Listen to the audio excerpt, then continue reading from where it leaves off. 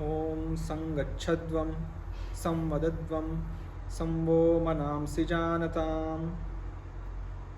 जैसे ऋग्वेद के मंत्र में कहा है संगच्छध्वं, हम साथ चले, हम साथ एक साथ बोले, एक समान विचार वाले हो, ऐसे हमारे वेदों के विचार हैं। तो हमारे वेद, हमारे उपनिषद, जिनकी विद्याएं हमें पहले के समय में तपोवनों में दी जाती थी, गुरुकुलों में दी जाती थी, तो वो ऐसे प्रबल विचार सिखाते हैं जहाँ पर ये गुरुकुल या तो तपोवन ऐसी जगह होती है जहाँ व्यायाम से, सूर्य नमस्कार से आपका शरीर दृढ़ होता है, व्रत से मन दृढ़ होता है और ज्ञान से आत्मा दृढ़ होती है। ये तीनों चीज़ें अगर हमारी दृढ़ नहीं है तो समझना चाहिए कि हमारी विद्या अधूरी है। आज विश्व को मार्गदर्शन करने वाले ऐसे महापुरुष विवेकानंद जी की जन्म जयंती है, तो ऐसे शुभ अवसर पर हमें ये चिंतन करना चाहिए कि आज के गुरुकुल, आज की परिस्थिति या तो आज के हमारे बच्चों की स्थितियाँ कहाँ आकर रह गई है।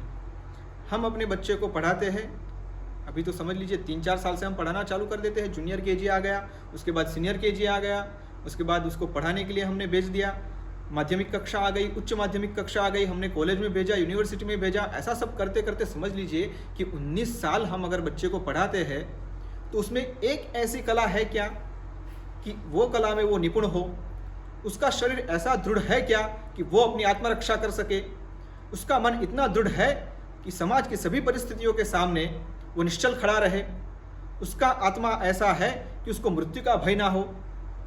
तो ये चिंतन की आवश्यकता हमें रहती है, क्योंकि जब भी शिक्षा का विचार होता है तो हम शिक्षा का विचार सर्वांगीण करते हैं, इंटीग्रेटेड करते हैं।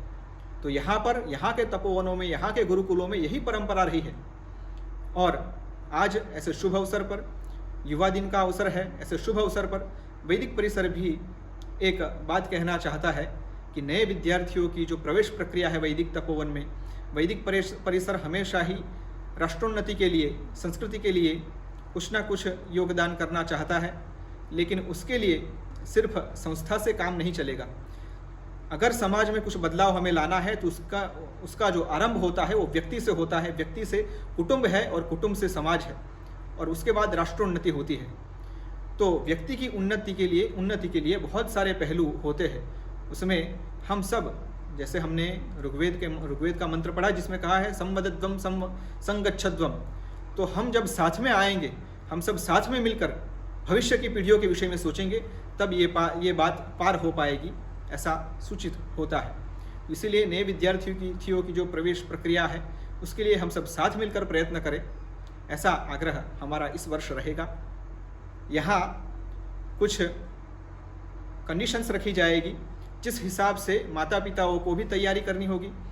हम जब पढ़ाई करते हैं, हम सब पढ़े लिखे लोग हैं, हम जब पढ़ाई करते हैं तो पढ़ाई करने के लिए, डिग्री करने के लिए समझिए हमने कितनी किताबें पढ़ी है, कितनी किताबें हमने मुखपाठ की है, और किताबें मुखपाठ कर एग्जाम्स दी है, कितने पैसे खर्च किए हैं हमने। हम इतनी मेहनत अगर पैसा कमाने के लिए करते हैं, अपनी डिग्री पाने के लिए करते हैं, तो क्या हमारा भविष्य, हमारे जो बच्चे हैं उनके लिए हम थोड़ी सी मेहनत भी नहीं करेंगे? तो इसलिए वैदिक परिसर ने यह तय किया है कि इस वर्ष जो भी एडमिशन होगा उसके लिए कुछ कंडीशंस रहेगी। विद्यार्थियों को हम कुछ तैयारियां करवाएंगे। विद्यार्थी जो है, हमारे बटुकों को हम 17वां अध्याय गीता जी का जो है वो मुखपाठ करवाएंगे। माता पिता भी 17वां अध्याय मुखपाठ करेंगे। दूसरा, श्री गणपति स्तोत्रम है, बड़ा ही सरल है और सुलभ है, आपको कहीं भी मिल जाएगा। तो श्री गणपति स्तोत्रम हम अपने बटुक को करवा के लाएंगे। माता पिता को दूसरी एक किताब पढ़नी होगी, गृहस्थ में कैसे रहे, हिंदी में गृहस्थ में कैसे रहे, ऐसे नाम की ये पुस्तिका है। गीता प्रेस गोरखपुर की है, कहीं भी अवेलेबल हो जाएगी। अगर गुजराती में चाहिए तो घर संसार माँ केवी रीते रहવું, ये टाइटल से ये किताब आपको बाज़ार में मिल जाएगी। तो माता पिता को ये किताब पढ़ के आना होगा।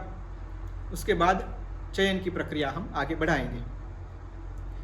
दूसरा, जो भी उत्सुक है, जो तपोवन में विद्यार्थियों को भेजना चाहते हैं, वो मैं जो नंबर अभी कह रहा हूँ उस पर मैसेज करें, क्योंकि और एक किताब छोटी आपको भेजी जाएगी आपके मैसेज के बाद, जो विद्यार्थी को आपको पढ़ानी है।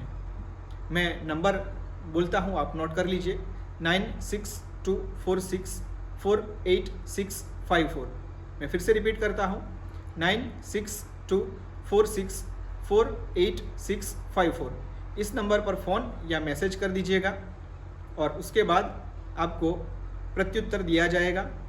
जो भी माता पिता उत्सुक है, अभिभावक उत्सुक है, वो फ़ोन या मैसेज से सूचित करें और सूचित करने के पश्चात हम सबको मिलकर ये प्रयत्न करना है, तभी जाके अगली पीढ़ी में हमारी जो नेक्स्ट जनरेशन है उसमें हम कुछ कर पाएंगे।